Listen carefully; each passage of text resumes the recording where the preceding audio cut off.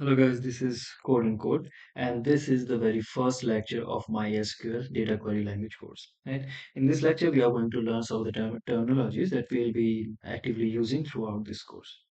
Okay, so let's see what are the terminologies that we are going to use or what we are going to study in this lecture. So we'll learn about database, what is database, right? And tables. We'll learn what are rows, columns, and primary keys in them. Then we'll also learn about relation and foreign keys. Okay, again, one thing I want to make it very clear that this whole course, I'm intending to make it very, practical heavy, not theoretical heavy. So all of these concepts that we are going to learn, I won't deep dive into theoretical, too much theoretically, right? I'll only explain these concepts as much as we are required to know to perform to basically run our queries to code in SQL, right? And get to solve the problem. So I won't deep dive much in theoretical concepts. Okay. Having said that, let's get started with the database. So what is a database? A database is a collection of structured data. We are talking specifically about SQL databases because that's what we are learning, right? There are other databases which store unstructured data, but we are not talking about them. We are talking about SQL databases. So in that context, a database is a collection of structured data. How is this structured? I'll explain in a moment, right? Or in other words, a database, in simple words, a database is a place where you store all data, right? Like order history, user detail, transaction history, things like that. Okay, whatever you want to store your data, it will store in database. Okay, so let's move on. Table. So let's say you are making an application, let's say a food ordering application. So you created one database for that, right? So now that you have a database, you need to store data, right? But see, when you are storing when you are creating an application for food ordering, what data you might need to store? You might need to store user data, you might need to store transaction history, you might need to store information about the food that your platform offers, right? All of these. So if you see, these are not, I mean, there are so many different kinds of data that you are going to store. You can't store all of them in a single place. You need to, separate those things. So how do you do that? You do that with the help of tables. So you have a database. Inside of that database, you can create multiple tables. A table is a collection of basically rows and columns. We learn about rows and columns here, right? So let's say you want to store details about user. What do? You create a table which is responsible for storing only users data. You want to store details about transaction, right? So you can create a transaction history table. Inside of that table, you store only transaction history related data. Okay. So for each kind of data, you create a different table. For example, this table represents a user, right? So user detail you'll be storing here in this table. You have a table users. This is the name of the table, and these are the things you want to store about that user. What type of data, what data you want to store for a particular entity, that depends on the use case. In our case, for user, what we want to store, it's name, gender, age, and email. All of these things you see, all of the fields that you are interested in become column, right? So column represent a particular field like gender or name in this case. User ID is also there, of course. Now, what is a row? Row represents all details of a particular entity, right? So if you see this row talks about only one user, that is code. This row talks about only one user, that is code and code. Okay, for example, let's talk about this user. Code has gender M, age 27, and email address abc@e.com, right? So you see, a particular row represents all details of a particular entity, right? So yeah, this is column, this is row, and now primary key, very important concept. So when you're storing data, for example, let's say user or transaction, whatever table you have created, you must you must have a way to uniquely identify that row. Okay, or since we are talking about in terms of users, if we are taking an example of users table, so I must have a particular ID to identify a particular user. How do you do that? You do that using a primary key. In this case, user ID is the primary key. Okay, user ID will always be unique. No two rows can have same user ID. That is just not possible because user ID is primary key. So primary key represents unique ID for a particular entity. And what is the entity here? Entity is user. So primary key in this case will represent uniquely identify a particular user. Okay.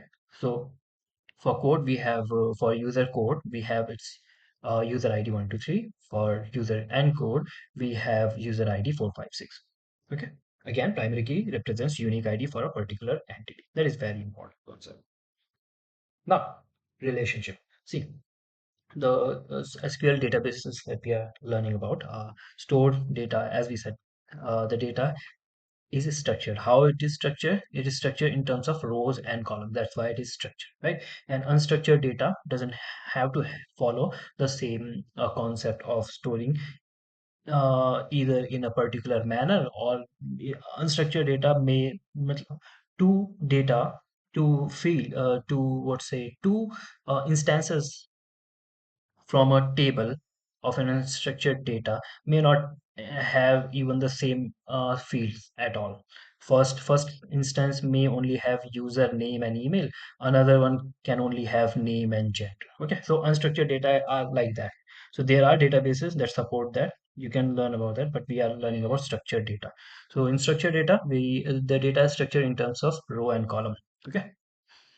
Okay, so relationship. So of course, SQL databases can also have relationship between multiple tables. Okay, for example, here I'm taking an example of student and subject enrollment. Other example you can take is like again in the same app, food ordering app, you can have two tables like order history and user. So there is a relation between order history and user because whatever you order history you are storing, who made that order, you need to know that as well. Okay, how do you know that? So clearly there is a relation between a user table and order history table, right? Similarly here I have a student table. So what details I'm storing? Roll number, name, gender and age, and enrollment table, subject enrollment table. So what does it store? It stores which student has enrolled uh, in which subject. So here roll number 2, a student with roll number 2 has enrolled in chemistry and computer science, both.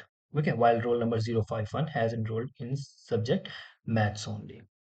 So if you see, there is a relation between student and subject because clearly this information comes from a student, and of course we have enrollment table for an enrollment information itself, right? But this information comes from different table, and this is required to be here. Otherwise, how would you know which student is enrolled into which subject? So see, this thing right here, you see, is actually a foreign key. What is a foreign key? Here, this way you'll be able to identify them. First of all, it is used in relation. So there is a relation between student and enrollment because a student can have enrollments, right? A student can enroll himself or herself into certain subjects. So there is a relation. So you will see foreign keys in relations. And how do you identify those? So primary key of another table that you are storing in certain table, that acts as foreign key. Okay, so in this table, enrollment ID is the primary key of this table, and the other fields are, of course, fields of this table. But roll number is primary key of another table, student, right? So this acts as a foreign key. Okay, and why this is necessary? So that you can, when you want to, for example, print this whole thing, or you want to, just match these things, or you want to see that which user or which student has enrolled into which subjects, you need to join these tables, and that is where these foreign key helps you a lot. So important thing is that how do you identify that? There will be some tables, if there are relation between them, which needs to store primary key of other table. Okay, and that primary key of other table acts as a foreign key.